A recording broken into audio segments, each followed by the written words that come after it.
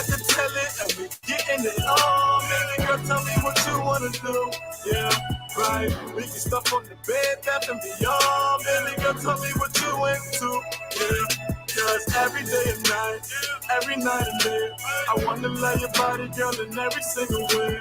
Every day and night, every night and day, I wanna love your body, girl, in every single way. Forever my lady like Jodeci. You see your body keep controlling me, and I'm trying to get it popping like it's ecstasy. But your body should stay close to me. We gon' get it poppin', we gon' get it poppin' and soaking wet, fuck around. Got you near all I'm saying, where you at, where you been spending time. Got a man, I always hit you up, but you not around. I be your not a man, I hit you up on the phone, I'm head down and pick you up, baby girl, when you all alone.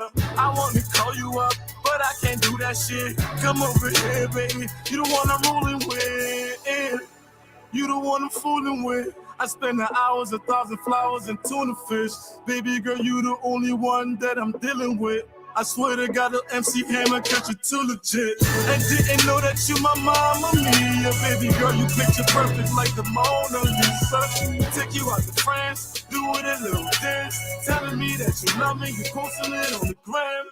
And didn't know that you my mama mia. Baby girl, you picture perfect like the Mona Lisa. Take you out to France, do it a little dance. Telling me that you love me, you posting it on the gram. Baby girl, I got plans for you. Better yet, I made plans for two.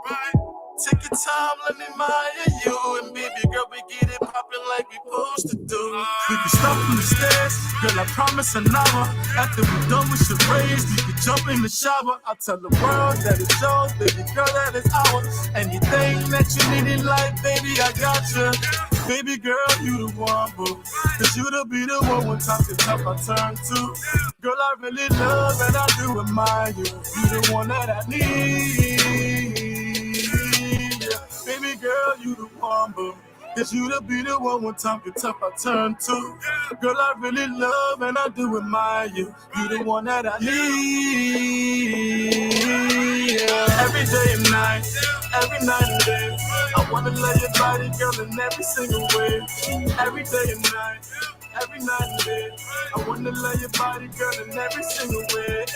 We have to tell it and we getting it on. Baby girl, tell me what you wanna do. Yeah, right. We can stuff on the bed, bath and beyond. Baby girl, tell me what you into. Yeah, cause every day and night, every night and day, I wanna love your body, girl, in every single way. Every day and night, every night and day, I wanna love your body, girl, in every single way.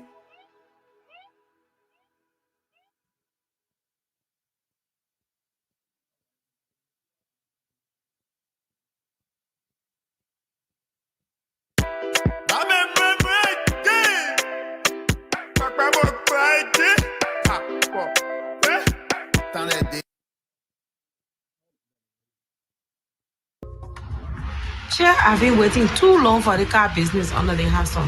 Wow, you get wow. You hear about the app in Liberia called Minida right here? Minida, where Minida got to do anything? Minida is a ride-sharing app in Liberia that making transportation so easy. You can download the Minida app on your phone and be able to request bike, taxi, keke, big bus, small bus all around Liberia. And the good thing about it, every time you open Minida app, Minida will always provide you your pickup address. All you have to enter is your destination address. Destination address simply means where you are going. So I need internet service? Yeah, you get. Of course, you need internet service. You have to be able to use your internet service and download Google Maps first. Secondly, you have to go into your phone settings and turn on your location. And then you download Minida app and begin to request ride all across Liberia. We're all fighting for car and we're all standing long time on the road. So how do I connect to drivers? You get it very easy. The drivers will also sign up and follow the same instruction I'm telling you now. They would be able to turn on the location in the phone settings and download Google Map and download Minida driver app. And then the moment you make a request, the driver will be able to receive your ride request. And another good thing is your family members and your friends from all around the world can be able to request ride for you in Liberia. You get. So how do I pay? You get. All you can pay with is your bank card, and you can pay with Lone Star or Orange Mobile Money. Is that easy? Yeah, that's how easy it is, you get. So me now that transportation make easy. Oh, thank you, my brother. Let me go download my app, yeah. Hey, transportation make easy, oh. For more information on how to download Minaida app and use Minaida app, you could go over to YouTube and search Minaida Liberia.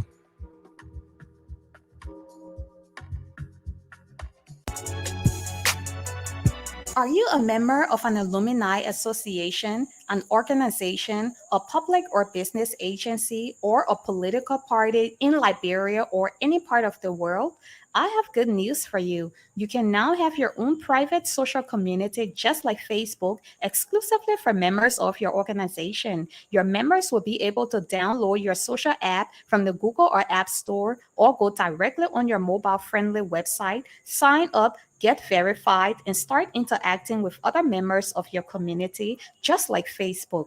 If you are tired of intruders invading your organization's private Facebook groups, then it's time to get an online social community of your own that will look and function just like Facebook. And you will only need to buy us a soft drink once a year for annual hosting and maintenance. We don't charge you. You pay what you can afford. We take care of everything else. Now you don't have to worry about Facebook banning you anymore. Call or WhatsApp +231 886 511 933 or call +1 307 8777 110. Let's get your social community on the road just like Facebook.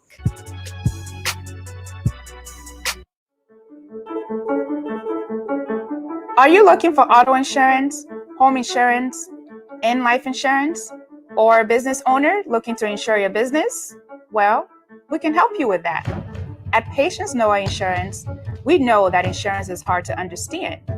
That is why, as an independent insurance agency, we work with you to find tailor-made insurance for you or your business with the multiple insurance companies we work with.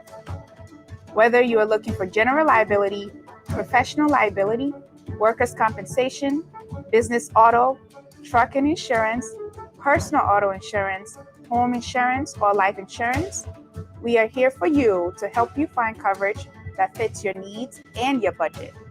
Visit our website at patientnoahins.com or give us a call at 508-321-2083. You can also follow us on Facebook, Instagram, LinkedIn, or TikTok at Patience Noah Insurance.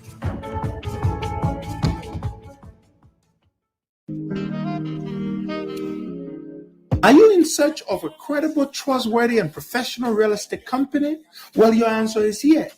Realty Liberia Corporation is a solution to all your real estate needs. They provide real estate management, broker the sale or purchase of real properties, facilitate real property rental arrangements. They do property appraisals and title searches. Their effective and competent U.S. trained team boasts of over 30 years of experience working in the residential and commercial real estate space of America. They are a 100% Liberian-owned company located ideally on 4th Street Sinker in the Oregon compound. They can be reached on cell phone numbers +231 888 282 828 or 231 775 282 828. They are found on the internet at www.realtyliberia.com.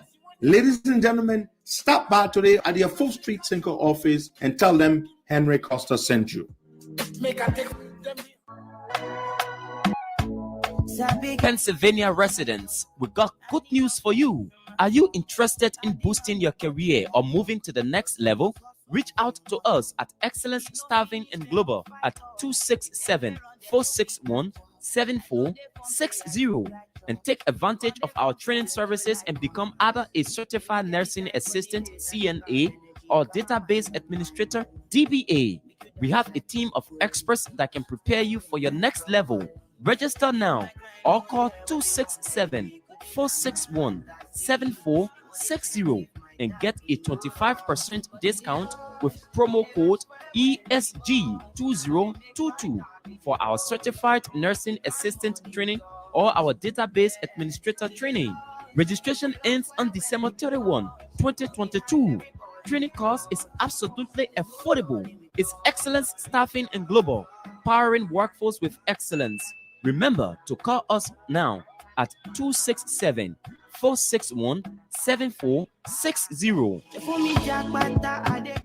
Do you need a car? Ready for an upgrade? Then come to Sika Motors, sole distributors of Toyota vehicles, Mitsubishi vehicles, and Yamaha motorbikes, genuine accessories and spare parts. You name it, we have it. We have the 2022 brands of Toyota vehicles. Select from our new Toyota Starlight, Toyota Belta, Toyota Rush. We've got the best deal in town through our Sika Motors financing schemes with selected banks, EcoBank Liberia and UBA Liberia, starting at the lowest as 500 USD. You won't believe these prices. Come for quality, reliability, and durability. Take a spin and let's make a deal. Sika Motors on UN Drive at Sayotown, Bushra Island, or call Sika Motors on +231 775 987 758 or email cmarketing@cfao.com. Sika Motors, drive with confidence. Do you need a car?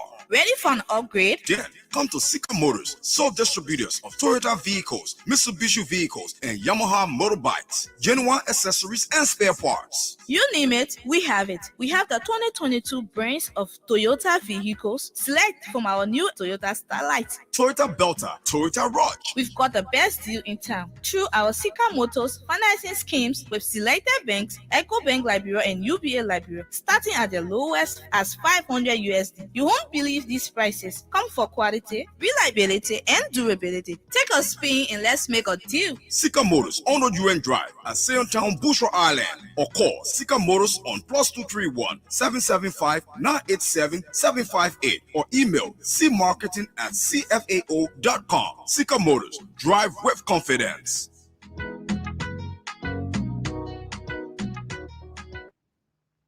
Pure, super fast, and fun. We all know the headache we go through sending money to our loved ones, friends, and family in Liberia. High fees, long lines in banks, the usual complaint of the system being down, such a waste of time and energy. That is why I was very happy when I learned that SendWave is now in Liberia. So now I can send money anytime from anywhere directly from my smartphone to the MTN Lone Star Cell mobile money account of a loved one, friend, or family within seconds for just a tiny fee. So download SendWave now to your phone from your Apple Store or Google Play Store. Add your details, and don't worry, they are very safe and secure. And start sending money today. Don't forget to insert the promo code COSTA to get free $5 credit added to your first transfer. SendWave is secure, super fast, and by far the most affordable way to send money to Liberia. I'm Henry P. Costa and a very happy customer. Thank you.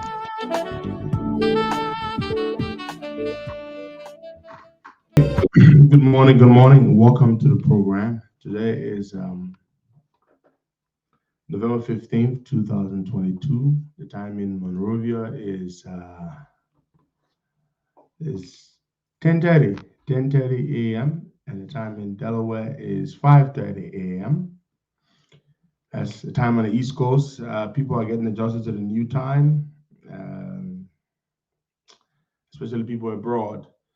Good morning to you, Buakai. Yeah, good morning, Costa, and good morning to our many listeners. It's good to be here with you this morning. Okay, folks, good to be here with you all. We apologize that we were not on the show yesterday. I was not home. I was in Minnesota. We went for a wedding, beautiful, colorful, traditional wedding. We had a wonderful time. A sister of ours, Darwin Bryant, tied a knot with a fine, decent gentleman, Brother Johnson. And we went there to be a part of that colorful event. So we're glad to be back here this morning. and lots of interesting things have happened. On Friday last week, we didn't do the show because we had anticipated that there would be the census would commence as they had said it would, but unfortunately, it did not because they didn't have things together, and so the census did not happen. I mean, absolutely nobody got counted at all. At the end of the day, on Friday, a statement was put out by our partners and the government, a joint statement, I believe. I have the statement here. The statement read, UNFPA is the chief sponsor of the census. If you do not know what UNFPA is, UNFPA is the United Nations Fund for Population something something, UNFPA. This is a UN organ responsible for population, for people, stuff like that. So they are the sponsor of the census.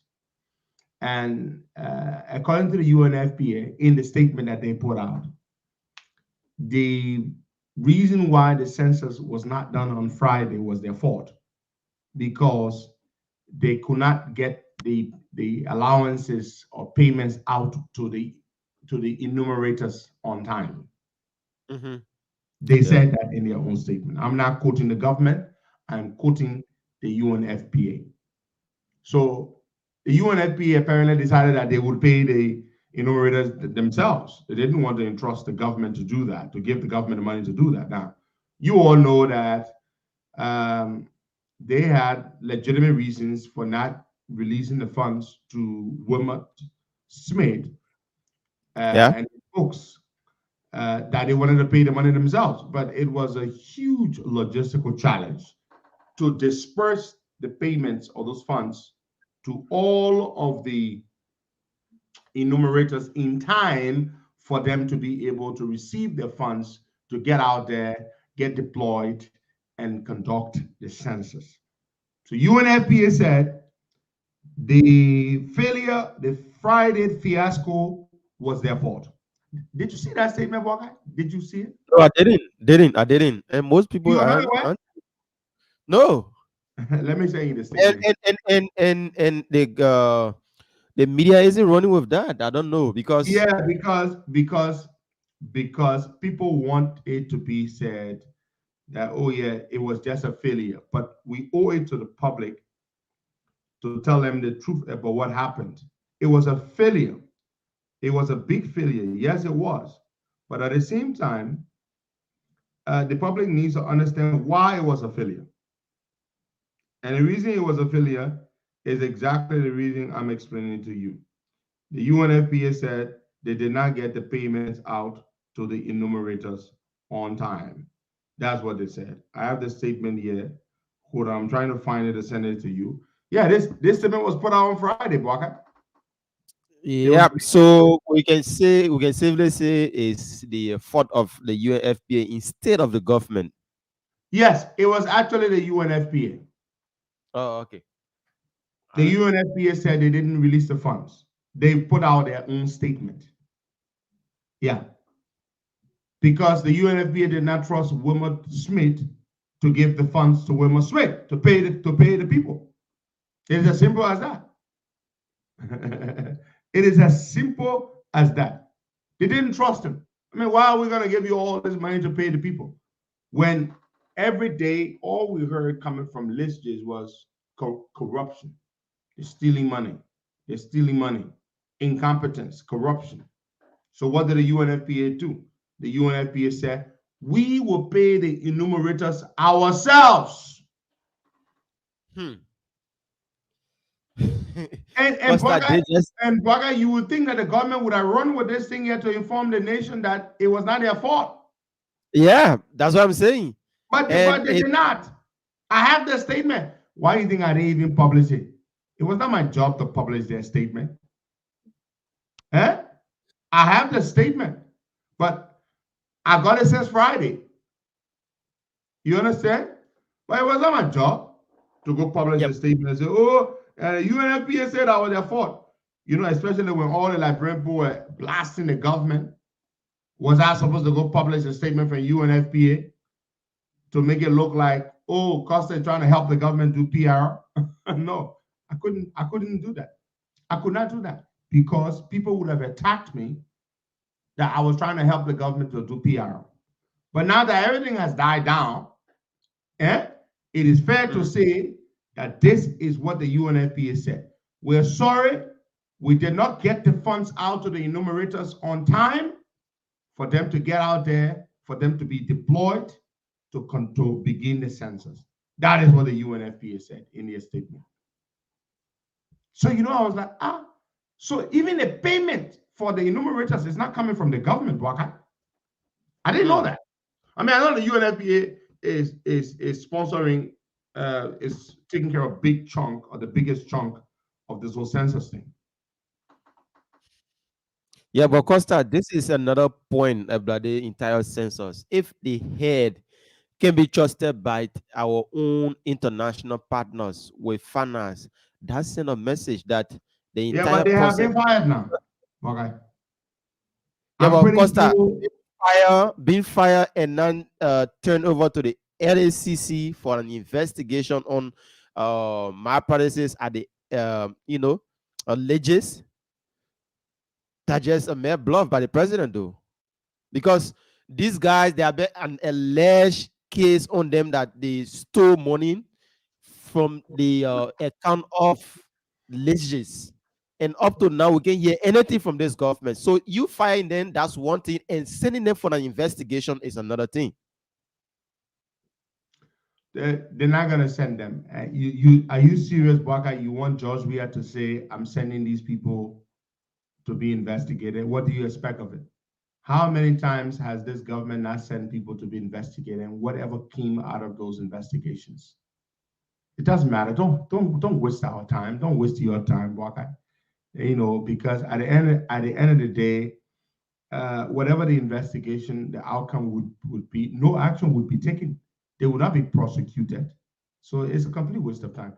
We are firing those people finally because it was just embarrassing. The way one thing after another. And then what's the point of firing Alex Williams? You understand? Alex Williams is the guy who came out and blew the whistle. And Alex Williams clearly doesn't seem like he was involved in all the corruption that was happening there. It doesn't seem that way to me. But that we would fire Alex Williams along with Wilmer Smith, who was destroying this place, who was messing things up, is sickening. It is. Costa, Wilmer Smith was not with water and sewer. The guy who blew the whistle, the comptroller who blew the whistle, we have fired the guy. So if you're in this government and you see something wrong that's happening where you are, you should be careful. You should just resign. Well, is it Alex Williams say he resigned a week before? But Alex Williams, I don't believe you. If you resigned a week before, why didn't you publish it? Do you believe that thing? How can I believe that Alex Williams resigned a week before? Alex Williams was working in a hostile environment. Alex Williams was working in a hostile environment. He knew where he was working, and he decided to stay there and work there. He came out publicly and exposed corruption taking place at Lister's. I'm pretty sure he must have expected nothing but hostility toward him. Why stay there, Waka? You condemn the place, you expose the people for being corrupt, but then you stay there. Why? Alex Williams should have resigned. Because Costa, he felt that the president was going to take action on some of the things that he came up with. But now, the person being involved in this particular litigious stuff is Minister Samuel Tua. Minister Samuel Tua is the board chair. Well, this is a letter here. Teva just shared this letter with me. Supposedly, Alex Williams' a letter of resignation.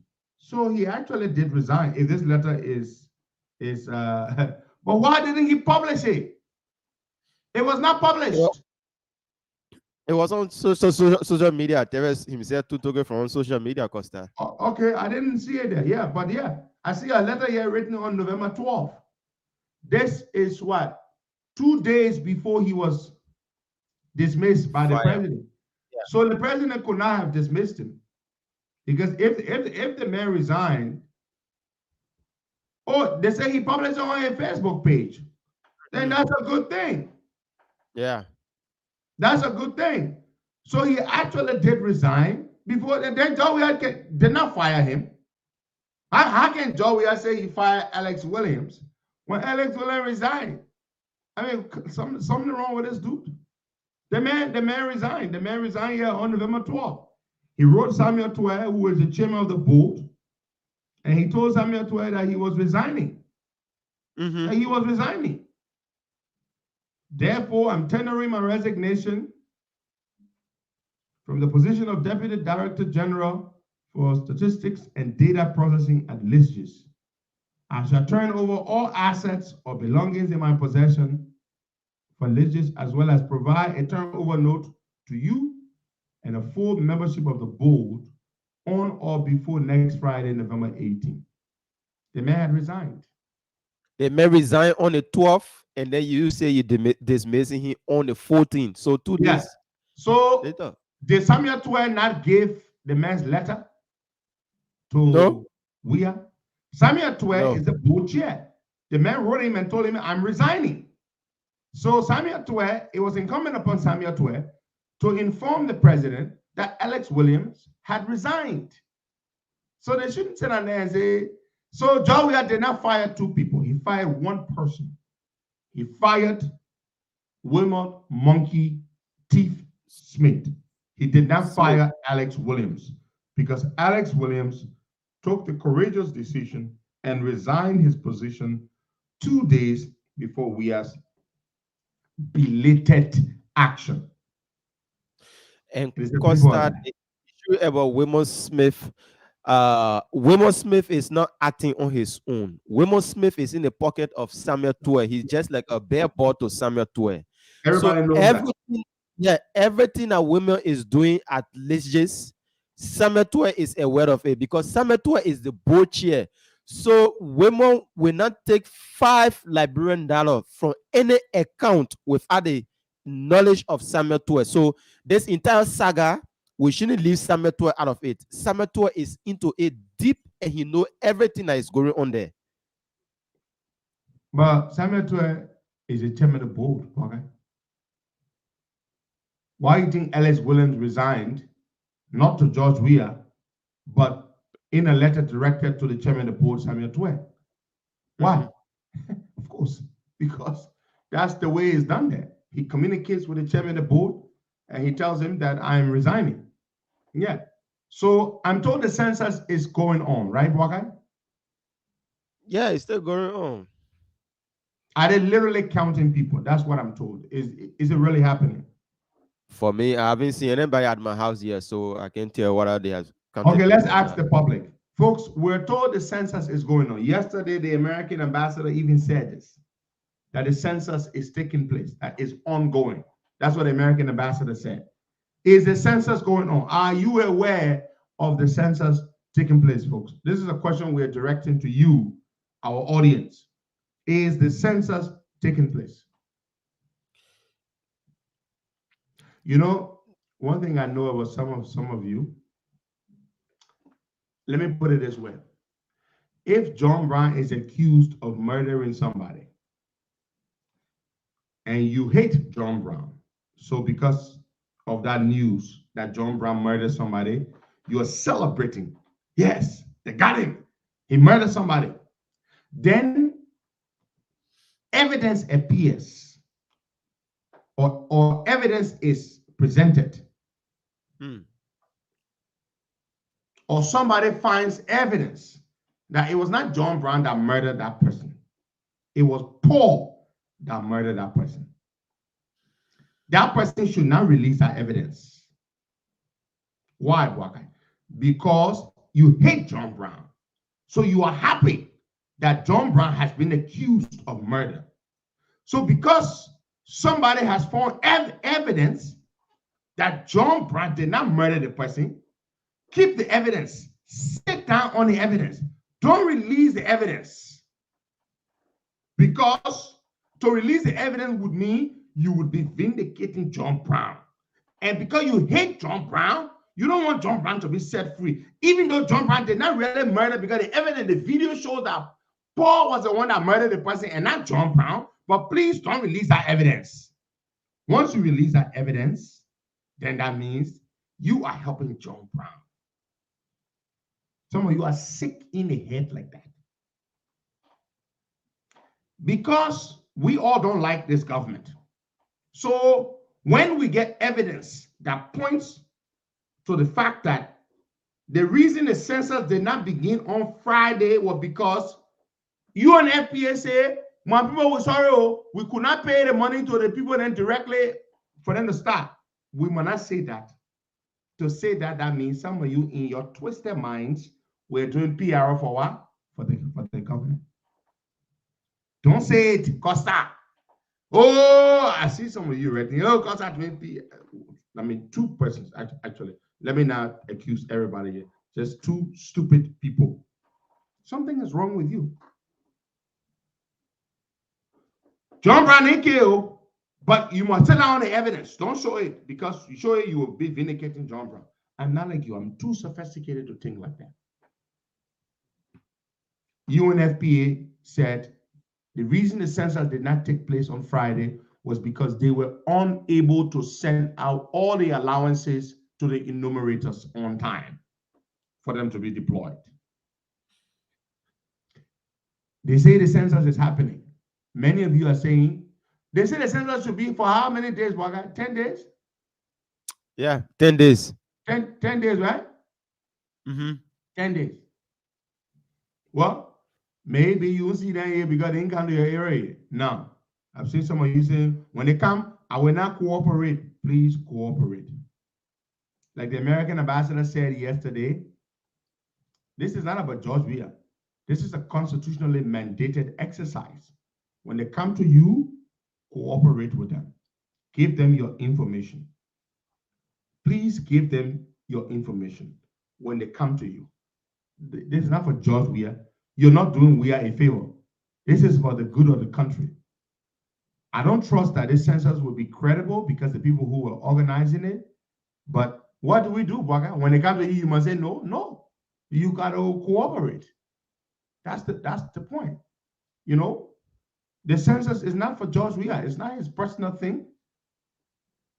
But you should cooperate when it comes to you. Now, let's move on to something else. Mary Brawl. Mary Brawl, always in the news. Terrible, hell of a woman, always in the news.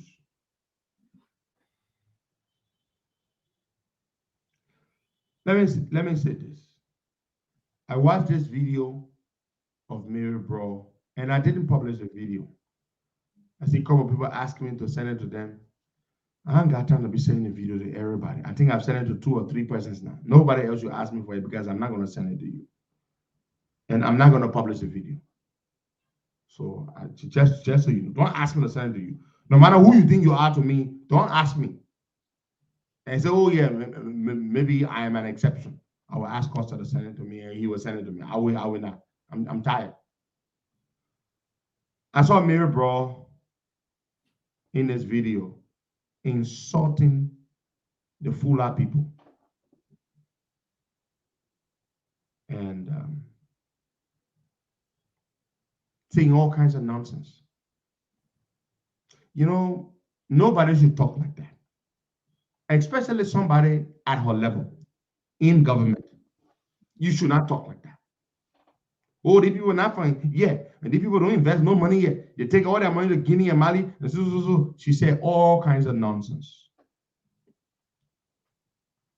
Then she was forced to issue an apology to the Fula community. The Fula community came out, they had a press conference. They were very angry, understandably so. Understandably so.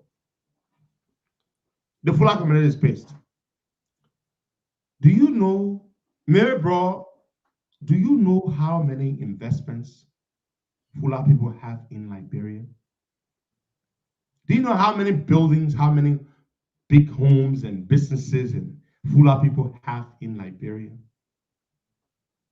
To make this silly blanket statement against all of the Fula people, it is just sickening to come from somebody like you. And so she was forced to apologize.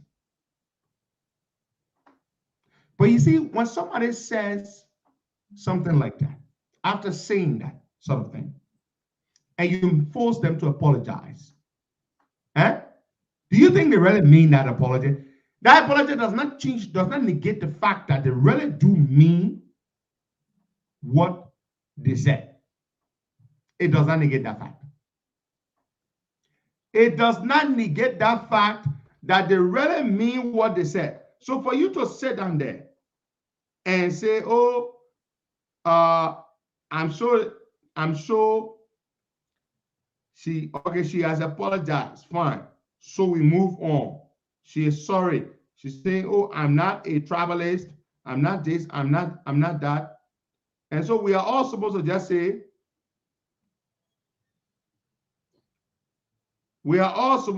say, oh yeah, Mary Bro did not mean it. That was slip of tongue. That was not slip of tongue. That is exactly how Mary Bro feels. Boga, I just sent you the statement. Yeah. This statement is from the United Nations. It's from USAID, the United States government. It's from Irish Aid, UNFPA, the World Bank, and the Swedish government. See this statement? I just sent it to you. Go to the bottom of the page. You see it? Mm-hmm. So this is the statement, yeah? And you would think this statement would be all out there. This statement was issued on November 11th, Friday. Okay? Look there, you will see it there. In fact, let me read it because some people are asking, where is the statement? Press release. Census is on track. Government and partners expect cooperation of all stakeholders. Monrovia, 11 November 2022. The government of Liberia and international partners wish to reaffirm their continued commitment to the successful conduct of the ongoing 2022 National Population and Housing Census by the government of Liberia, which runs from 11 to 22nd November 2022. You see that? So Baga is supposed to run for 10 days. Yep. Yep, it is supposed to run for 10 days. Now, let me finish the Mary Bro thing. So, folks, as I was saying, Mary Bro made those statements against the Fula community.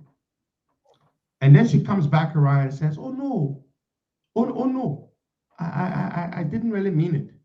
I just said those things I said. I shouldn't have said them, but I didn't really mean it. It's not true. That's how you really feel about the Fulani people. They're not from Liberia.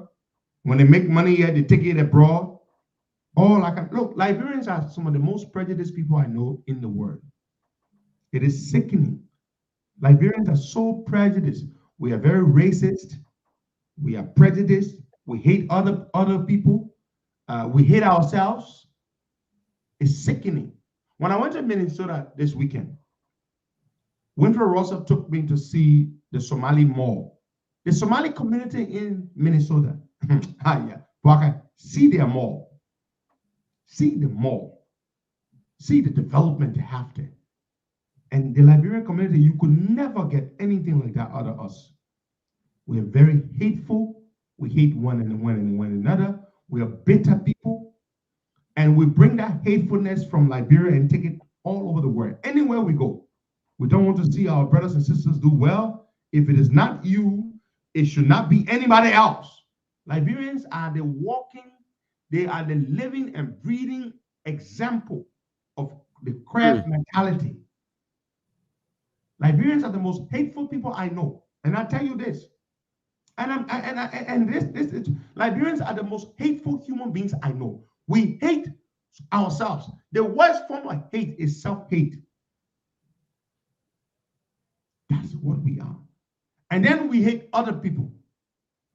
We come to America, we can become citizens, we live the best lives here. But we don't want an American man to become citizen in your country. No. In fact, you hate your own brothers who take a passport from America. You hate them. When a Liberian man hears that you are successful, even if you work hard for your money, they will find the worst reason. They will say that boy are gay, that boy this, that boy that. They get this, they get this. Liberians are very hateful people. We are the most hateful human beings that I know.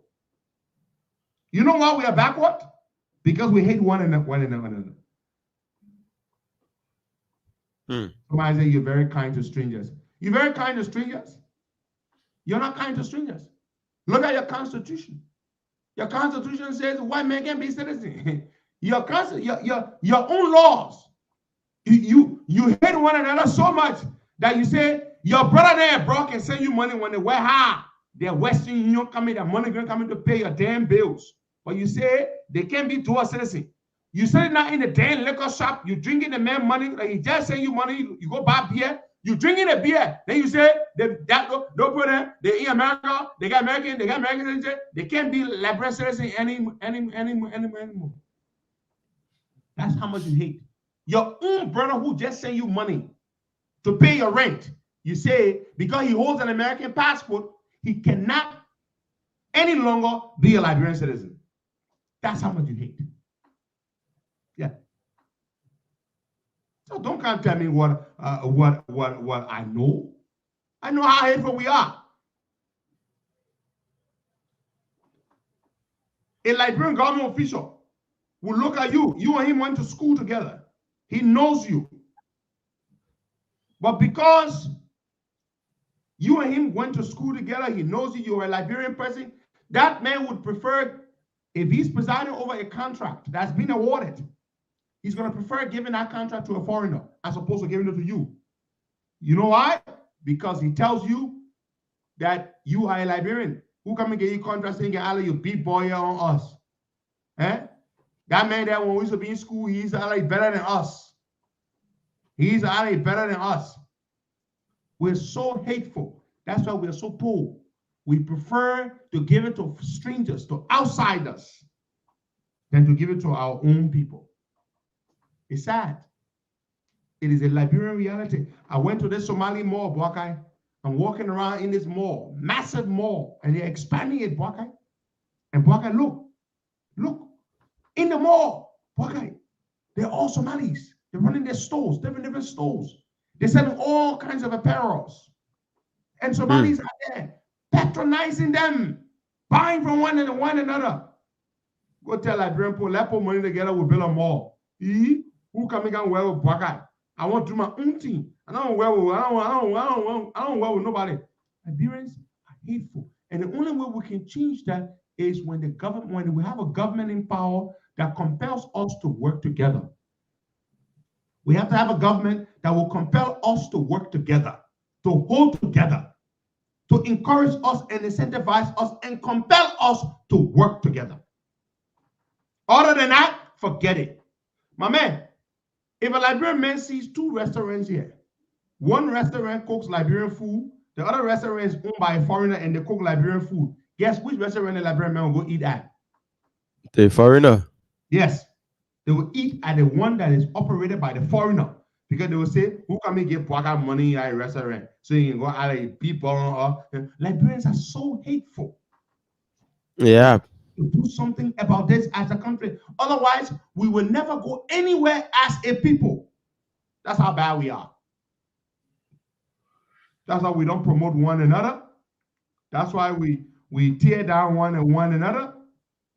So you start doing well, they will find all kinds of nasty things to say about you. Just start doing well, Bwakai. That fully Bwakai begin with to be in the community with tear ball traffic. Like you don't want to have a people today. They will say all kinds of things about you, Baka. Mm-hmm. They hate to see you do well. It's sad, though. It's very sad. And that is why you see the country is the way it is. We don't go anywhere because we rather make foreigners rich, promote foreign people, than encourage and promote one another. That's what we do. You are a Liberian man in your home country, Baka, you're suffering. You go to school, you get a contract, you start a business, you want to do well, your people will never promote you. It is sad. It is extremely sad. But that is the truth. And sadly, it's not going to change anytime soon. Now, we're going to move to something else here. The American ambassador spoke yesterday. Okay. Mm-hmm. And the American ambassador talked about a whole number of things. He had the assistant secretary for global public affairs as his guest. And he had this press conference. And he decided to speak first to address a number of, housekeeping issues, as he called it. He talked about a whole number of things, but one of the things he talked about that I would like to stress to you is this. He said, after they sanctioned those government officials, the first two of them, Prince Johnson and Vani Sherman, and then Nathaniel McGill, and then Nathaniel McGill and Cephas. The American ambassador said, we told you all that anybody who does business with any of these people run the risk of being exposed themselves to sanctions. We told you that any institution, financial institution, or any institution for that matter, that does business with any of these people, you also run the risk of being exposed to sanctions. That's what the American ambassador said yesterday. Yeah. I'm sure most of you don't understand what he was trying to say. I know. Well, it is clear what he was saying, but I'm sure some of you don't understand why he said it. Well, I will first start with you. Why do you think the American ambassador issued that statement, that particular statement yesterday? Let me ask you, why do you think he did? Because he's still seeing the leg of McGill parading from place to place, wanting to become a lawmaker in our country after being sanctioned by them. And others are still doing business with him. He still enjoys other benefits from the government.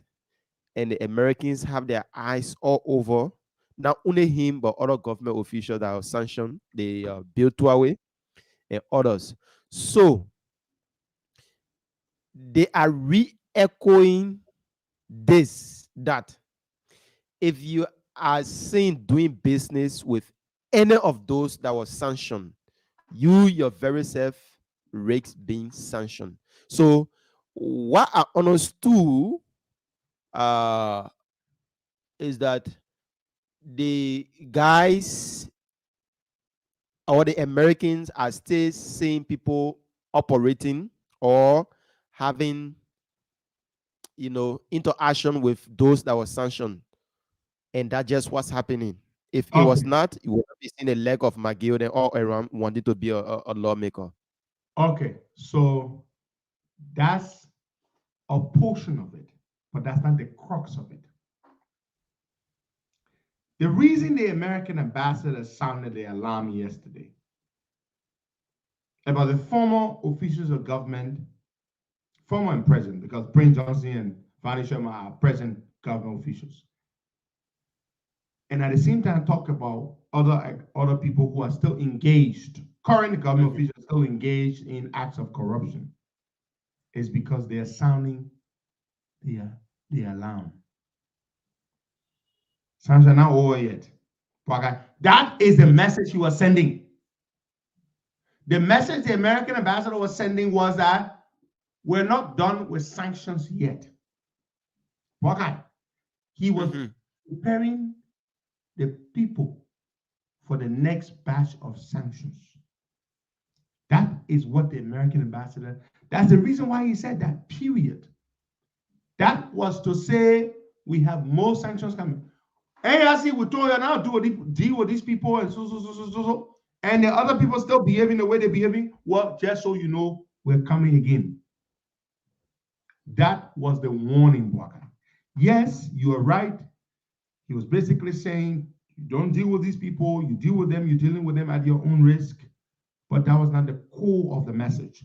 The core of the message that the American ambassador put out yesterday was to say that we will bring more sanctions. And they will. Waka. And Costa, another point here is that we have the National Elections Commission. I asked you this question once. The Americans are saying nobody should do business with those sanctions. And we are going to election comes 2023. If the National Elections Commission do business with them by registering them to contest in various districts across the country, we did not be doing business with those sanctions.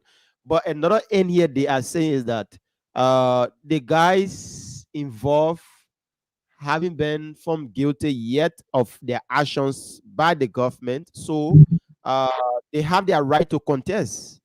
So that's two different things we are looking at here. Well, again, I've said this before, and a lot of people are jumping on my neck. And the Americans have said it themselves. And I'm sure most of you have not heard them, but they said it themselves. They said the public affairs folks from the embassy, political affairs and public affairs, they appeared on a local radio show. And they asked them whether these individuals would be allowed or should be allowed to to participate in the elections. And the public affairs officers and political affairs officer from the embassy said, these sanctions are not legal instruments. They are political instruments of the United States government. So they don't have any legal jurisdiction in Liberia. In other words, an American sanction is not like a court order. Yes, it's meant to hurt you, but it does not supersede the laws of your country. So they said that. In other words, they said these sanctions do not mean that these individuals, all their rights have been seized. They, however, said they encourage the government to investigate the individuals who have been sanctioned. And they said that. But the Elections Commission, I don't think that they will stop these people from participating in the elections.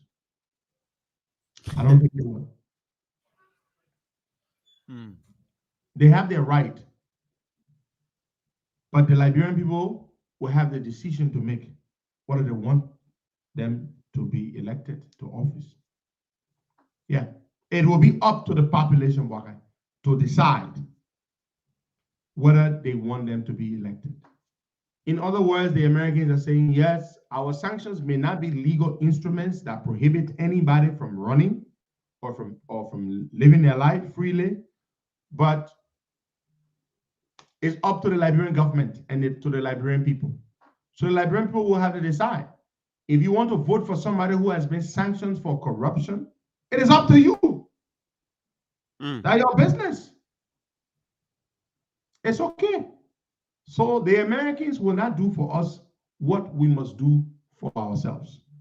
You know, the LPRC, they're always having illegal dismissal cases there. A recent one was a lady called Elizabeth Matu. I mean, not quite recent, but not so long ago. Elizabeth Matu Tupman White. She was a controller at LPRC.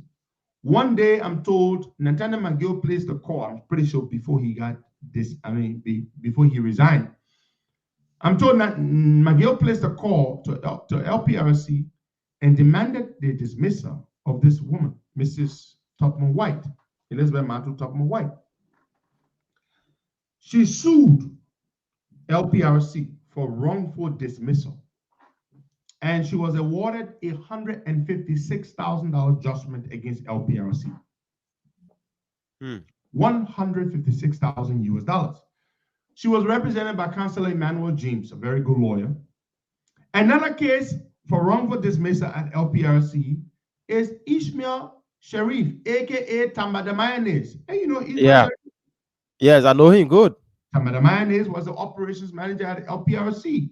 They ganged up on him, and he was illegally dismissed and replaced by some lady called Nora Red from the Liberia Business Registry. Again, we're told on the order of Nathaniel McGill.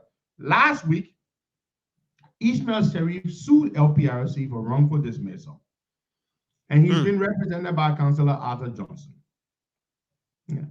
So, if you work somewhere else in the government and they illegally dismiss you or wrongfully dismiss you for no reason, you didn't breach the employee handbook, you didn't do anything egregious, and somebody got up and said they want you fired, don't just sit on it. Go to court. Go to court. Sue them. That's my advice to you. Don't just sit down there and let it go. Go to court and sue them, because we have a situation here where several people at LPRC have sued and they have won for wrongful dismissal. Oh, they said she was comptroller during Ellen time. Okay. Yeah. So go to court and sue them. If they dismiss you wrongfully, and we know they've been doing it quite a lot across this government. Since they came to power, they've been dismissing people they met in the system, people who were not presidential appointees, people who were civil servants, or people who have been working in the system for a long time. They will just dismiss you without any cause. Sue them, and hopefully you can win yourself like the others who have sued from LPRC and who have won. You should do that. I encourage you strongly to do that. Well, okay, let's go to the National Elections Commission. What's happening at the NEC? Any news about I'm not asking you because I don't know, but I'm asking you because you might know something that I don't know. Because they haven't published anything, right? We don't know. Have they published that they've awarded the contract yet? Are they going with them, or are they going with somebody else? What's going on? Nothing, absolutely nothing from the NEC. Everything is quiet down, like we are not heading to elections. No, it's like nothing can happen, sir. What guy? So we're sitting now in the country. Davietta Brown Lansana has successfully held the entire election process hostage. And we're just sitting now. We're sitting and looking. We are just sitting down in the country. Opposition parties, Liberian people. Davietta Brown Lansana has held the entire election process hostage, and we're just sitting now watching. Jesus Christ of Nazareth. Yeah, that's it. The election process is hostage, and we're just watching it. That's what we're doing. We're just watching the situation. It's scary. And Costa, few months from now, we'll be talking about electing new officers to, run our affairs, run the government. And next we will be in 2023 election year. One lady, just one woman, running everything that will make the next decision for our country. She just sits there and write or do whatsoever thing that she want to do, and it goes scot-free. Yeah. So it's not clear at this point whether we will use a biometric system. Yes. It's not clear at this point whether, we don't know anything. When she left and went to Nigeria, the deputy, the co-chairperson, Tipla Reeve, said Kemp should not go ahead to present itself as the winner of the bid. And it's just confusing. Nothing can happen smoothly on a George Weah. We can't do census right. We can't do elections right. What is this man capable of, Bwaka? What can he do? What? I mean, no hay, no tay. The entire election issue is in limbo. Yeah. Let's go to the phone lines, Bwaka. Let's take some calls. No hay, no tea, as the Liberian people say. Yeah, We because don't before know we what take a happened. call, I just want to get something from you. The issue about this U.S. warning to those doing business with the sanctioned officials. You you are a friend to McGill. If you had an opportunity to talk to him, Former will you friend. Let me yeah, okay, correct you. Former friend. All right. Were you advising to contest or not to contest? Which one?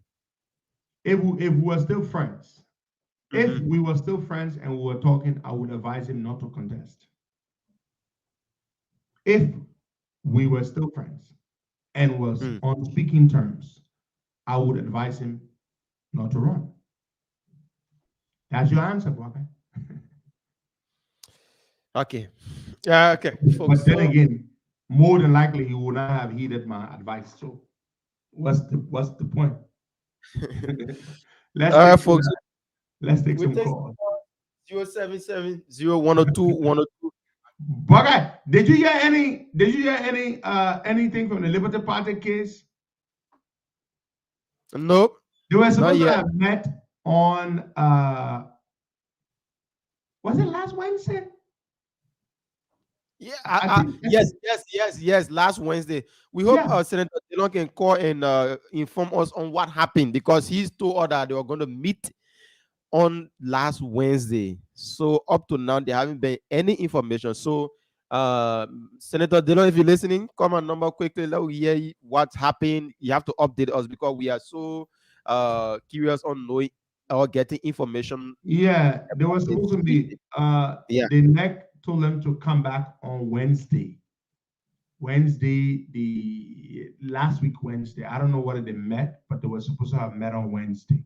Yeah. But let's go to the lines and take some calls there. And let us know what are the census, whether you see any enumerators.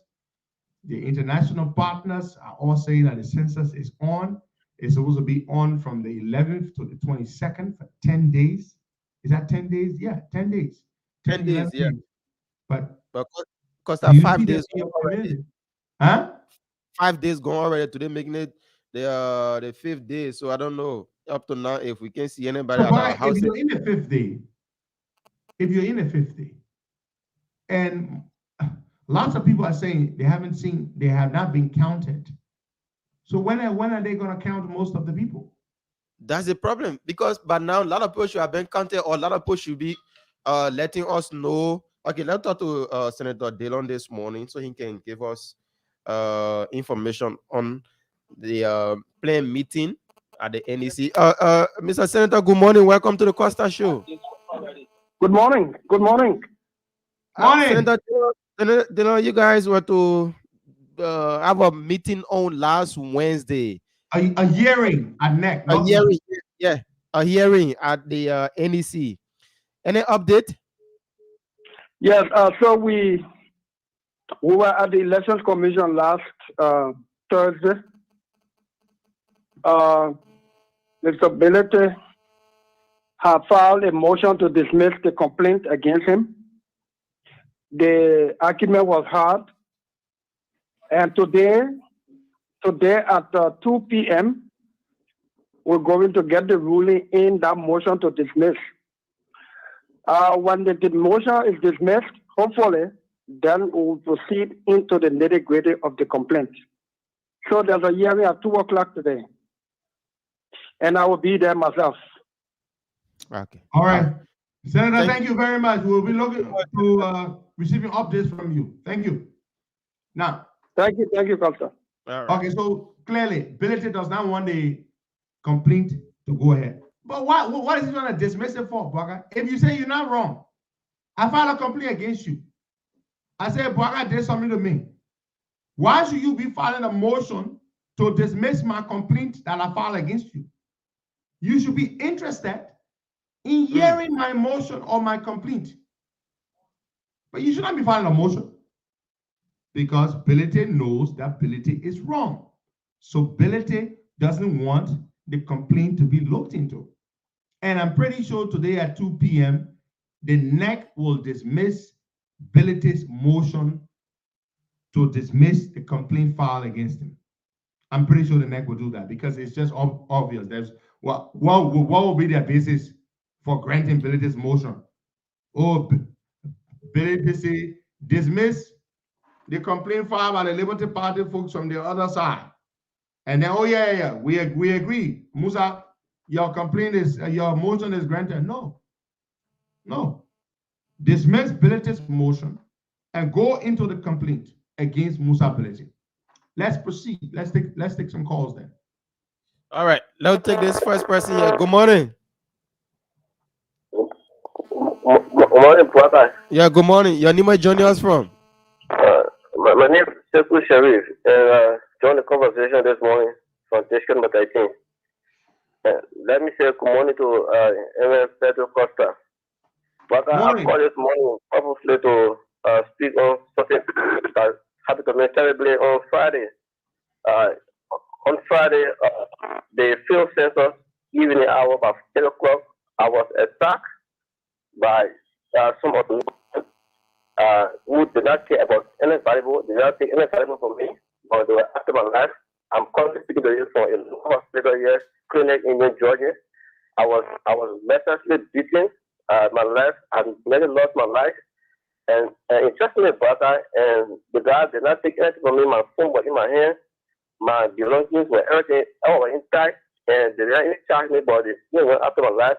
I was bruised up. I nearly lost one of my eye. My right eye was almost damaged, and I was just beaten unmercifully. But I don't know who was behind the attack, because if the attack was for criminals, it means they would have taken my cell phone and other items from me. But the guy did not take anything from me, but they only went after my life. At the mercy of God, I was able to survive. So what did they say while they were attacking you? Did they alter anything? Did they say anything while they were attacking you? That could help us understand the motivation behind the attack. Yeah, because my phone, everything in my hand, my phone, they didn't take anything. Hello? Hello? Did they say anything to you while they were attacking you? Hello? Yeah. The question is, when they were attacking you, did they say anything? No, they didn't take anything from me. They didn't ask anything. They didn't take anything valuable from me. We did not say take, we said say. Did they tell you anything? What did they alter to you? What did they say while they were attacking you? Okay, if I had the time, I just narrate very quickly before I jump around. The back, I got the motorbike from around New Georgia, going toward the estate.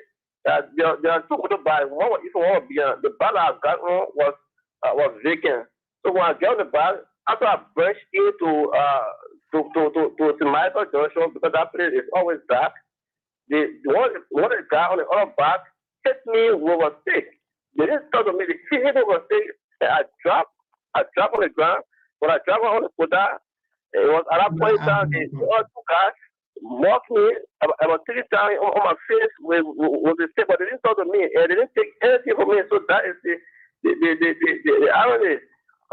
I didn't take any other from me, but only after my life. Okay, the question here, you haven't answered the question yet. When they were attacking you, they say something to you. You hear them saying something or not? No, we didn't say what. They didn't say anything to me. All right, thank you so much. We wish you well, bro. And we're that's very sorry about what happened to you. You just need to be very, very careful. Yeah, and of course, that's it doesn't look like a robbery. It doesn't look like they were trying to shake him down for anything. It looks like it was a motivated attack for some other reasons.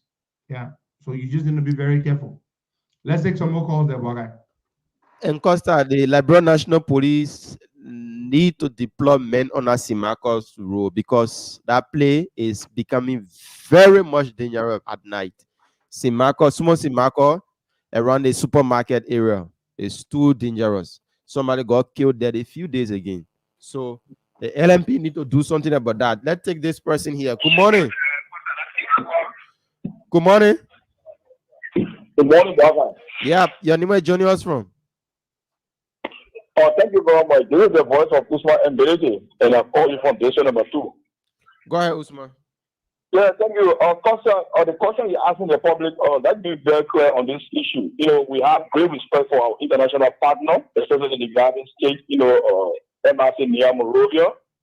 But the fact of the matter is that it's like there is no censure going on. I lived in this for about 2 years. I can be honest with you. Friday, when the government said that we should stay at home, I was at home alone with my family because I know something about politics, like the ambassador said.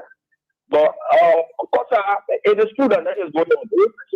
It's a fiasco. Even though our international partner understand that this pressure is not political, but to be frank with you, Costa, that is going on. I can tell you that for sure. The pressure is a complete fiasco. That is a fact.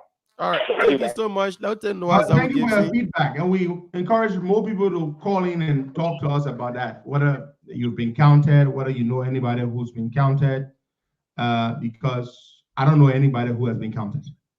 I don't know anybody who has been counted. Good morning, Noah. Welcome. Yeah, good morning, Buakai, and good morning, our leader and our next senator in Montserrat. My name is Noah Zhao Gibson, as you rightly stated. Costa, yes, you said it all as it relates to the reason for the censor. For the censor not to be held. But the government is useless in a sense that they needed through their PR to have informed people this statement that you just read from the international partners. The international, my name is Noah Zhao Gibson. Oh, Noah, I don't know what happened to your line. We'll have to. It looks like we lost Noah. Yeah, let's take somebody from this in here quickly on the WhatsApp number. Good morning. Yeah, good morning, Baka. Welcome. Yeah, this is Mr. Melvin Begiriam Sama, and I join you from East West India, Rajasthan State. Go ahead. Yeah, let me just go quickly to the censor issue. You see, this censor will finish, and we'll enter into elections, and people will be calling from the rural part of Liberia State with asking when the censor is starting. Trust my word. The government is absolutely a failure. We have tried our possible best to be patient with them, but yet and still they are not doing anything possible to make us understand the fact that this censor will be possible by all costs. It's not possible. Just what the court just said. This censor can never be possible. Trust me. Thank you. Thank you so much. Let's take this person. Good morning. Good morning, Guy. Good morning. Welcome. Hello. Good morning. Hello? Good morning. Welcome. Your name is joining us from. Yeah, thank you. Let me say good morning to Costa. My name is TBS Mato, and I call you from District 13 this morning. Look, let me say this to our people. If you have an incompetent government, you will have an incompetent result. We told people earlier that this government or this forwarded president is not fit for our country. See what's happening. This president dismissed someone who already resigned, sent a resignation letter on the 12th of this month. How would you expel someone from the position where they already finish resigning? So the president and his people, they are not serious-minded people. They are not people even we should trust to say, oh, they will bring liberation to our country. Okay. You see it? Thank you. Thank you. Let's continue with Noah. Let him make his point quickly. Noah. Yeah. Go ahead. You're live. Yeah, all right. Thank you. I'm sorry because of the network here. Once again, this is Noah Zhao Gibson. Yes, Costa, as I was saying, the thing here is the government refused to have let the public know what led to the census not taking place on Friday. They needed, through the information ministry and other government agencies that are responsible for PRO, to have told the people that, look, it is because of a delay in disbursement of funding to the enumerators and published a statement that you were just reading, but they did not do it. So in as much they didn't do it, you left the people instead of communicating as government, what you expected us to do. So obviously it still shows their uselessness and their incompetence. Now let me conclude on the issue of the opposition silence with respect to the way the National Election Commission is handling the slow pace of the election. Look, I'm telling you, and I will say this, I'm not missing my word. This is unfortunate on the part of the opposition. And I don't think the opposition should sit down and use the issue of the government being very unpopular and see the people coming towards us as means of the people are fools or the people are stupid. When you frustrate the people, they could do something to also frustrate you, and we all would just be frustrated. But right, the opposition is supposed to be pressurizing the government, pressurizing the National Election Commission to come up and say something to us. But we're sitting here, we're not doing it. And let me tell you, if this was CDC, you can say the worst ever CDC. If this was CDC led opposition, but now they said they're on fire. Therefore, you saw what happened here. All right, Noah. Thank you. Thank you. Now take. Noah, I want to say something. If you don't have a caller on, let me say something quick. Okay. You see what Noah said, my people? We said it down there. We say we're opposition. And all, myself included. The election been looking nyama like this. So we're not talking nothing. We said it down there. We're waiting for to go to election. Up to now, NEC has not sorted this issue out yet. The whole country will not know which company they're going to give the contract to. They have not resolved this issue yet. You got a co-chair of NEC saying the contract was not awarded to that the company ICAM should not do anything about the election bene. You got the chairperson saying something else. We're sitting down there. We ain't do nothing. We are stakeholders in this process, particularly the political parties. We have not done anything at all. We're not saying anything. We are at the Vieta Brand Lasana, whatever it is they are playing, they are succeeding. We are quiet. When are we going to wake up and realize that what they're doing puts all of us at risk? When are we going to wake up to realize that? And we say we're opposition. The very process that you are supposed to participate in to remove those we are, the people are playing with it like this. And you are watching it. You are watching this issue. You're not doing anything. We're not talking about just issuing statement or just usual press releases. Those things don't frighten the government. You're watching this mess. And we've been talking about everything. I've been saying it for over a month. Since the whole process started, I've been talking about the opposition sitting down and doing nothing about this. This thing will get worse. We will get to a point where we will not know where we're going to go. Now, the calendar of events that was published by the NEC has been affected. How can we say for a fact that we know that elections were happening, that all those events that were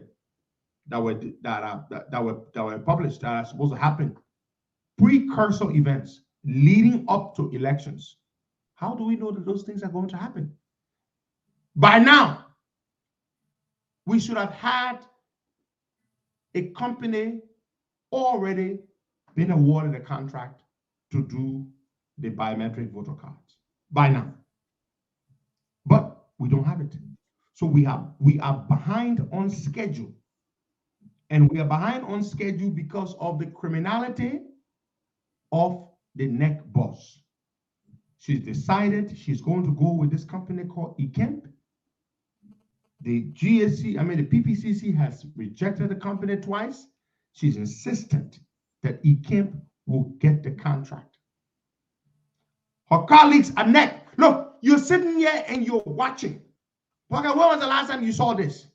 Where the colleagues at NEC, the fellow commissioners are publicly indicating that this woman is running a one-woman show, that she's not consulting with them, that she's not working with them, that the acting NEC chairperson has issued a statement against warning the company that the NEC chairperson says she awarded a contract to. When did you see this?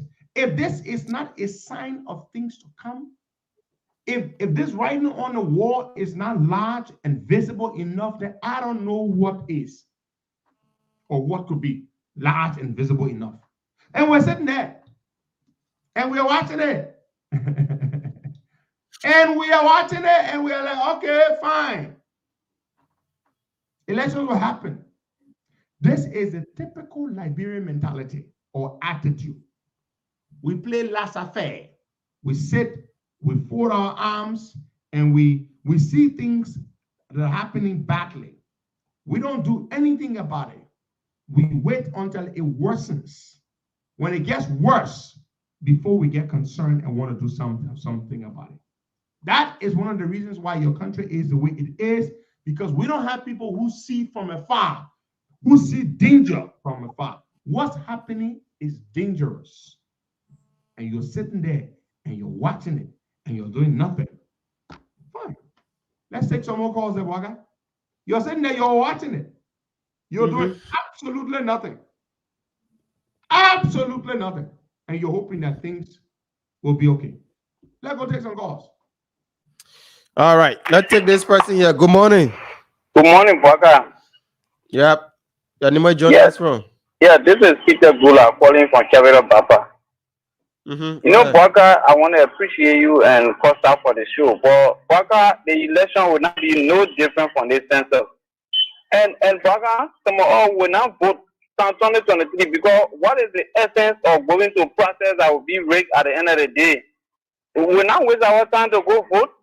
The election will not be different from the census. I'm telling you, Baka. Thank you. Thank you so much. 0770-102-102-86. We have a saying in Liberia. If your Christmas will be good, you will tell from the eve. This is the eve of the elections. All these processes that you're seeing that should lead up to credible, free, fair elections, if you can't even decide on who to award the contract to, which company is best suited, is capable and qualified to do the work, trust me. We've never used biometric before. We have absolutely zero experience of using the biometric system to do elections. This is our first time. And yet, we're going to go out there in the field and what? Deploy equipment that our people don't have any training, any experience in how to operate or use this equipment or these devices. And we're going to expect them to be able to effectively conduct voter registration using a brand new system they have no experience in dealing with. A brand new system, no experience in dealing with, and we're going to expect that everything will go smoothly. The political parties are stakeholders in the elections. The political parties are direct stakeholders in the election process. If things are not going well, it is incumbent upon them to ensure that they bring the necessary pressure to bear on our international partners who are funding the elections. Yeah.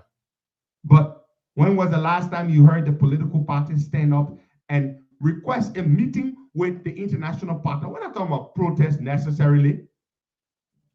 What will happen if you all go and say, we want to meet with the Americans, we want to meet with the Europeans, we are concerned about the way the elections are going or about the way the election process is going?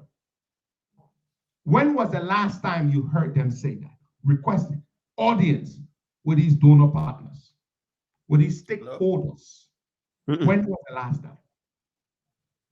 When? I don't recall. I don't recall them ever seeking audience with our international partners who are funding the elections. I don't recall. Let's go to the lines. So we're sitting there and we're seeing this danger. We're seeing all these things and we're expecting that in the end there will be free and fair elections. Fine. Let's go take some calls. Me, I can talk it. When I talk it, so my nigga can say, oh, Costa, maybe you shouldn't say it on the show. Maybe you should call the people that you are supporting. Call your people, call your political people and tell them. I don't need to tell them. If I need to tell them, then there is a danger, then there's a serious problem. If I have to call them to tell them that we are in problem, that we have a serious problem on our hands with the elections, then we are in trouble. Then the trouble is even bigger than you thought. Let's take some more calls, Waka. Danger coming. Good morning. Yeah, good morning. Your name is calling us from? Hello? Good morning. Your name is calling from? Yeah, I'm calling from the university campus. What's your name? I'm James today. All right. We have a guest. Hello? Go ahead. The condition is the government had to work very hard to see how to really help the Liberian people. Because if you say something you don't do it, people can lose confidence in you. So when we say we lose confidence in the government, and then especially the civil servant not taking pay on time, this is all is collapsing issues with the government. So they got it. Some people not even want to hear about the government. The civil servant not taking pay, especially the civil servant. Very tough this morning. All right. Let the government see you and pay the civil servant. Maybe those who are pensioners. The government not get money. Thank you so much. Listen to me. The government not get money. When the government tells you that the budget is performing well, it's a bloody lie. The budget is not doing well in terms of revenue collection. There is no money. Don't let them lie to you. It's rough. So don't let them fool you and say, oh, the economy is all right, revenue collection is on target, and we are projected to meet our revenue forecast, and blah, blah, blah. It's a lie. It is not true. It is a lie. You see that? Let's take some calls. All right. Now take this person here. I'll send you something on WhatsApp. Let's take this person. Good morning. Yeah, good morning, Brother Walker. Yeah, your name is Johnny. Good morning, Daddy. I'm Sergey Jabate and I'm calling from school. Go ahead. My attention has been due to the statement put out by UNFPA. Where were they when those enumerators were making notice? Where were they when the president declared Friday as a holiday for the field census? So they shouldn't be playing with our intelligence here. If they knew that they not disperse it, they forced to legate, why should they wait until after the field census? So they shouldn't be fooling us here. So we put the blame on the government. The government is responsible. And we have our friends right now who were disbursed in the drug county. They don't even have cafe right now, transportation. They even come back right now to Morovia. They are calling us right now to send them money to come back to Morovia. So we blame the government. So that statement they put all down there, it is not a statement that we will listen to say they were the cause. No, the government is to be blamed. Thank you so much. Thank you, Sheikh, for calling in. Now take this other person. Good morning. morning. Good morning, brother. Good morning. Welcome. Well, this is Lamini Kemoka from Johnson Street, brother. Welcome, Kemoka. I want to say good morning to Costa as well. Well, brother, everyone is talking about the opposition and not speaking up. Since the issue of the emerging photos started. Everybody say the opposition are not speaking, they proving to be silent. But what about all that speaking? What about Costa that have the largest voice in the country that speaking? I know. I tell you, what about all that talking? What about other people that talking? I agree that, the political leader there, their voice carry a little bit weight. But what about all that talking? The people proving to be stomach and screaming with force. I don't want to blame anybody. I want to blame George Weah because George Weah wanted for the process to be free and fair. When George Weah wanted for the process so that no fraud shouldn't be in the process, so you should cheat. George Weah is definitely going to put his feet down and so the process can go on smoothly. But George Weah, the director last night is not acting on her own will. She acting on George Weah's will. So all the talking that we're talking, the woman want to take action because George Weah wants to be there. I think for the time, my brother. Okay, but then what do now? So we must just sit on there. So because George Weah don't want the process to be correct, so we must just sit on there. Let me tell you something. There is a difference between what we can say or what we can do and what the opposition political parties can do. Political parties are stakeholders. We, the citizens, are stakeholders, but political parties are direct stakeholders and we are indirect stakeholders, we, the people. Political parties can demand audience with our donor partners, our international partners who are funding the elections. They can seek audience with them. They can take a stand. They can do that. I, Henry Costa, cannot go to the Americans and discuss elections. No, I'm not a political leader. I don't chair a political party. It doesn't work that way. The people who can do this are the people who are the political parties. They are the ones that can do this because they are direct stakeholders. Take, for example, Baka, NEC does not deal with ordinary people. NEC deals with political parties and deals with people who want to run for office. Yeah, that's what those are the people that NEC deals with. So the point I'm making is that we can do only so much. All we can do is to sit here on this platform, or you call in and we complain about the way the election process is going. We can do that. But beyond that, we cannot do anything. We cannot. The political parties are the ones who can take it one step further, who can request a meeting with the Americans, with the Europeans, who are funding our elections. And they can say to them, look, we are not satisfied with the way things are going. We demand certain action be taken. Especially you are the donors. You are the ones funding this process. But have you seen our political parties do that? Have you seen them do that? No. They trust the process. The political parties trust the process. Because if they did not trust the process, they would be demanding, they would be clamoring, they would be agitating that something be done. But they are not. So they trust the process. Okay, let's go back to the lines and take some more calls then. That is the point that I want to drive home. Our political parties trust the process. That is the reason why they're not acting. Hello. Yeah, good morning. Good morning. Your name is calling from? My name is Jean Saki and call for the truck. This is number 13. Good morning to you and good morning to leader. Go ahead. Okay.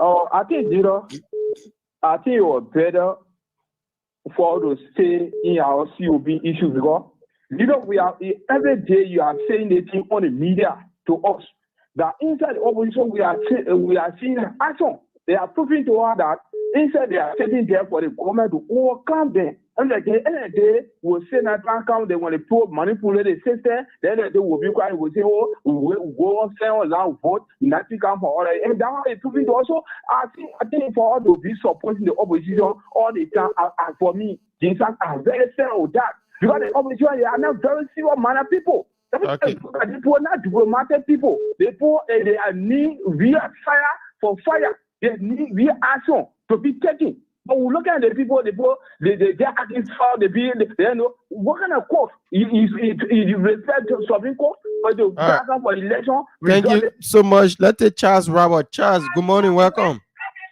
Good morning. You're live. Go ahead. Thank you. My name is Charles Rava. There's a good morning to Henry. Look, the statement released that Henry read on a show, that statement is a classical call of that we're not going to fall for. The international community was not the one that declared holiday here on Friday and asked everyone to stay home. International community control, they run our country. The holiday was declared by the president. This international committee, the UNFPA was sitting there when Ellis William was saying we are not prepared, no individual have signed contract, no supervisor is being deployed. And not only Ellis William, but an expert here, Honorable Larry Yokway, also said there is no enough preparation to do census. There are living other things you do. Census individual must be deployed first. You will see that in the community, supervisor go and map the EA, they go to the EA, do camp basing, the map the structure. You see how those things moving. Before you say tomorrow is holiday, census is tomorrow. The three experts also said census is one day. The first day of the census, that's when you capture 50% of the people. Then the remaining 9 days is something you call back because it may be possible that you're going to Baga Hall, Baga went to the hospital, or Baga went to school, or Baga went to work. Then the remaining 9 days is a follow up. So the first day we lost out. Someone is saying as you go.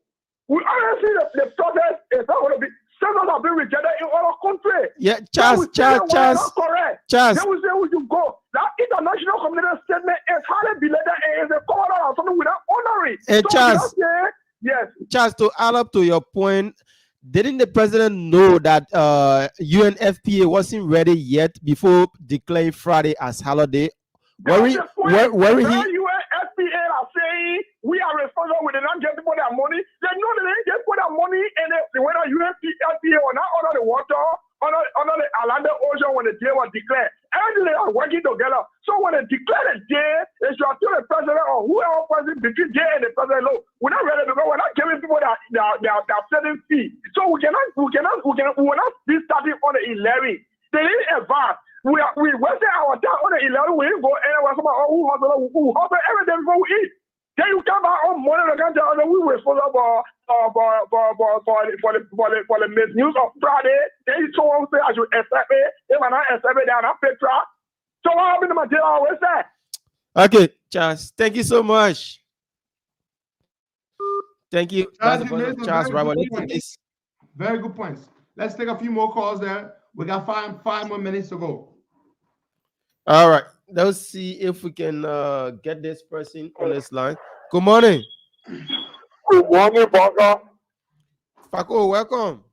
Good morning to my Good morning. Morning. Oh my Baga. Baga, we see everything in a country. Our son, our brothers speaking every day. Political leader. We are a party, I came from United Party. We told our former president to wake up. He talking. The party chairman said talking. I don't know about the CPP, ANC, CPP. From our political leader, my family will carry the phone by the grace of God. We talking, we're not saying now. We also pray for yourself. The people in power. And of course, I just told you before. They know the American government, the State Department of Catholic Government official, there's a better movement here. And then you can tell you, they won't go come to the country. There's a whole movement here today. Why here? And of course, I'm drinking shoe. We are suffering. My brothers will not suffer. All right. Thank you so much, Faco. We take 2 more calls, then we wrap it up on today's edition of we have to close up. Folks, the time difference, we used to do the show at 6:30, Buckeye? Yeah, 6:30. Now we do it at 5:30. Some people are still getting adjusted to the time, but the time in Liberia has not changed, but the time in the US has changed. So Just so you know that. So if you know people who, but yes, the interesting thing, people still go and watch the show after the fact, which is a good thing. Um, you know, I mean, most of the people watch the show, especially on social media, they watch it after the fact. And the people on the other platforms like YouTube and Facebook mostly and SoundCloud, they watch it after the fact. So it will take time for people to get adjusted to the new time, especially people abroad, and because the time has changed. So let's take those two calls, Eboga. We have to go. All right. Let's take Momo the critical Johnson. Momo, good morning. Welcome. Oh, Chairman, we lost you on the way. Let's take this person here. Good morning. Good morning. Good morning. Yep. Your name are you calling from? Good morning, Buckeye. Good morning, Henry Costa. This is Raymond Sir Charlie. I joined you from Bogota this morning. Henry Costa, Buckeye, I do agree that we are in the opposition community and we are also waiting to take power. But let me tell our leader this morning, leader Henry Costa, even if we take power, things that are bothering this government, that will bother any other government that will come. We every day we fighting to make our politicians to get our politician job, they're getting job. And then those that are not, that can be they're not getting job. This morning I'm a taxi driver. This morning I'm driving taxi.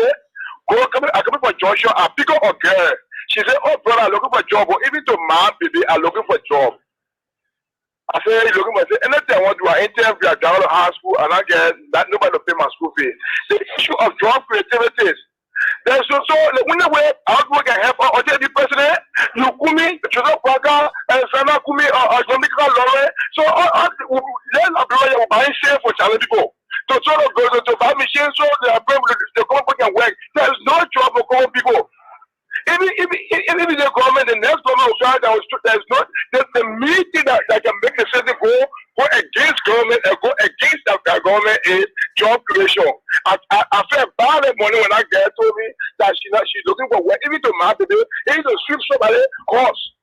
She wanted to go back to school. I travel on I thought she take my number and call me I will call somebody to ask them. Okay. So that issue is but Henry Costa, we have to speak out, so see how you know to gain power to be creating job for a citizen. If you're creating job for a citizen, they'll create more law for you. The day for also you want to become senator, representative president, they will vote for you because why you have that doing for them. Now nobody can put hand on even the president we voted after the president we are. Yeah, they have done anything for Labrador go come to the presidency and he reached the presidency, he not doing nothing, he's just taking money for him to go. So I will be living here. All right, thank you so much. Let's take our last caller from the diaspora. Good morning, welcome. Good morning. How are you this morning?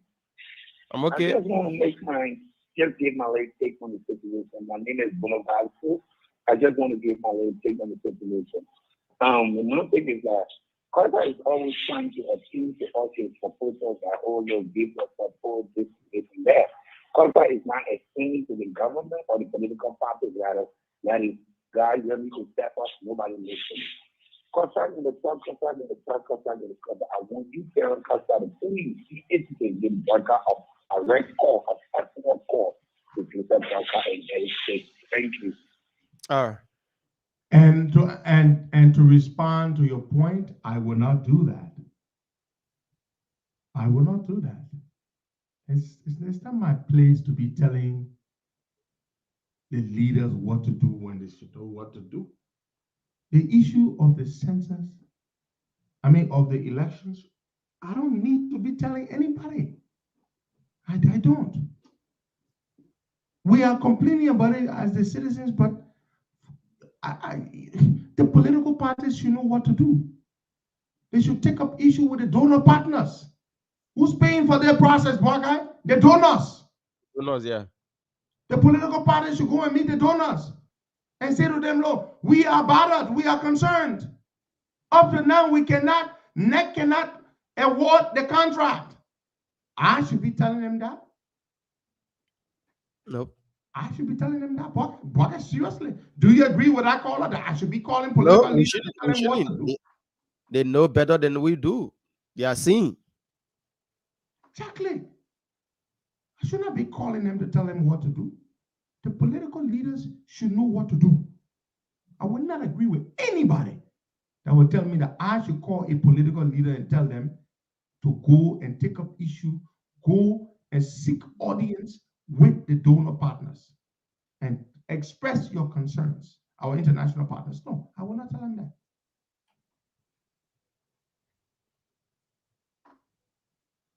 There is a serious crisis with this election thing. Oh, I respect his view, Akwe. I didn't say the brother's view is not a good view. His point is not a good point. That's not what I said. I respectfully disagree with him that I should go and tell a political leader to do what a political leader ought to do by himself. And if I have to tell a political leader to do what they must do, then we are in trouble.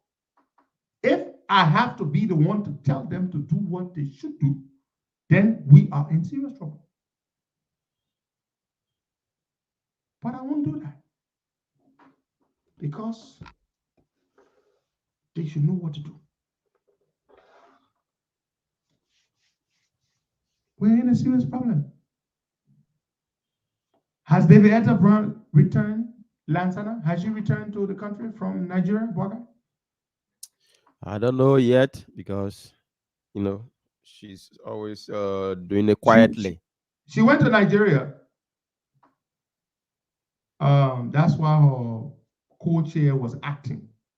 Mm-hmm. No way, no tail, we don't know. And let me tell you something. Don't say, I hear some of you saying we might not have election.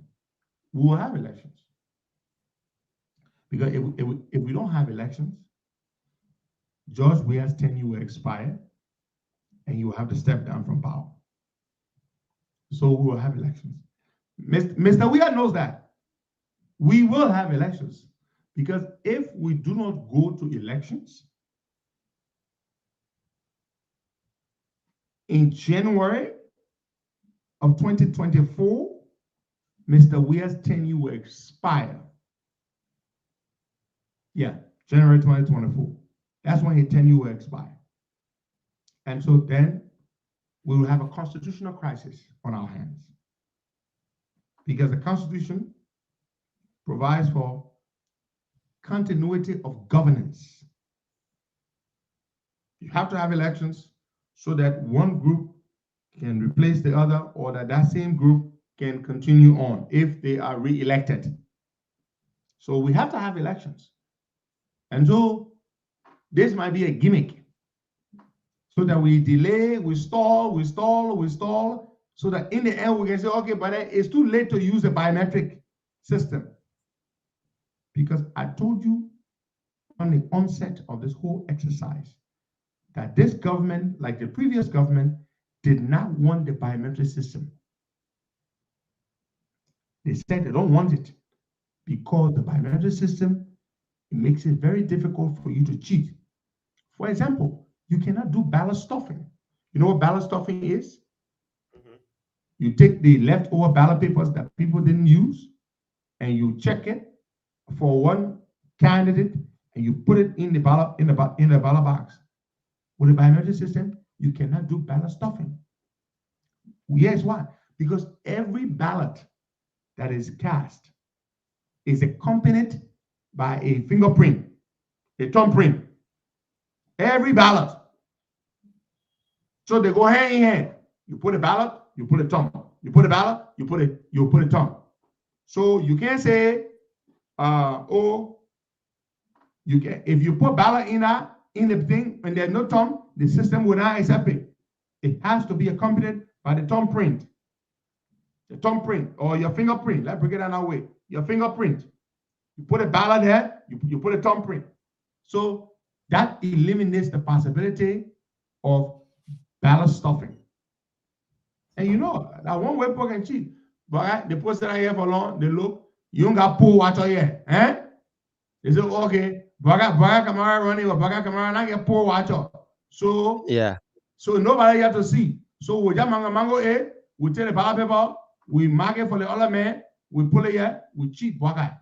But no, with the biometric, you can't cheat Baga that way. Because what a Baga get put water there or not, to put that ballot inside it, you must have a thumbprint. Where you get a thumbprint here, Baga? No way. Exactly. So it gotta go with a thumbprint. So the biometric is very good. It minimizes the chances of cheating or the possibility of cheating, of vote breaking. And that's what we want. But the way they're doing it, this might be a gimmick. This could be a whole sophisticated con that they are pulling on us and possibly and probably the donors too. We will make it look like the other brand in the end will say they will issue you once, they will come out one day and do a press conference. Due to the challenges, I tell you, you BP word, and you know when the crooked people then, the both people want fool you, then the UBP words. Due to the logistical challenges and the limited time we have on our hands, unfortunately, we want to announce that this for this 2023 elections, it is not feasible for us to deploy the biometric system for these elections that are coming, and so we'll have to defer the deployment to the next election cycle. They're finished telling you. They're finished telling you. They're not got time. They're finished. Then you will sit down there and say, so they're not to the biometric, but no. We'll stay moving from power. But you don't know. You've been pulling that game on you already.